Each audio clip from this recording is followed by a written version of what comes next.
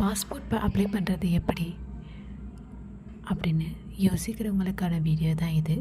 வாங்க வீடியோக்குள்ளே போகலாம். பாஸ்போர்ட் எப்படி அப்ளை பண்ணணும்னா, ஃபஸ்ட்டு உங்களோட பர்த் சர்டிஃபிகேட்டும் ஆதார் கார்டு இருந்தாலுமே போதும். நியர்பையில் இருக்கக்கூடிய ப்ரௌசிங் சென்டரில் போய்ட்டு நீங்கள் பாஸ்போர்ட் அப்ளை பண்ணிக்கலாம். வித்தின் 15 மினிட்ஸ்லேயே அப்ளை பண்ணி கொடுத்துருவாங்க. அப்ளை பண்ணும்போது உங்கள்கிட்டயே கேட்பாங்க டேட்டு. எந்த டேட்டில் நீங்கள் ஃப்ரீயோ அந்த டேட்டை நீங்கள் கொடுத்துக்கலாம். அந்த டேட்லேயே உங்களுக்கு அப்ளை பண்ணி கொடுப்பாங்க. அவங்க அப்ளை பண்ணி ஒரு ஜெராக்ஸ் காப்பி கொடுப்பாங்க.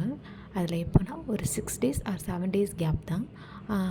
அந்த டைமில், அந்த டேட் அண்ட் டைமில் கரெக்டாக நீங்கள் பாஸ்போர்ட் ஆஃபீஸ்க்கு போயிடணும்.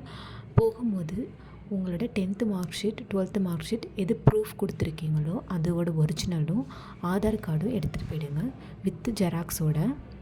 அங்கே எடுத்துகிட்டு போனதுக்கப்புறம் அவங்க உங்களை ஒரு ஃபோட்டோ எடுப்பாங்க. ஃபோட்டோ எடுத்ததுக்கப்புறம் உங்களோட ப்ரூஃப் எல்லாமே செக் பண்ணுவாங்க, வெரிஃபிகேஷன் பண்ணுவாங்க.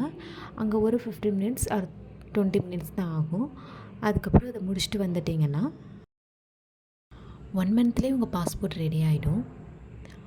நெக்ஸ்ட்டு போலீஸ் வெரிஃபிகேஷன் தான். போலீஸ் வெரிஃபிகேஷனாக ஒன்றும் இல்லை, அவங்க ஜஸ்ட்டு விசாரிப்பாங்க, அவ்வளோதான்.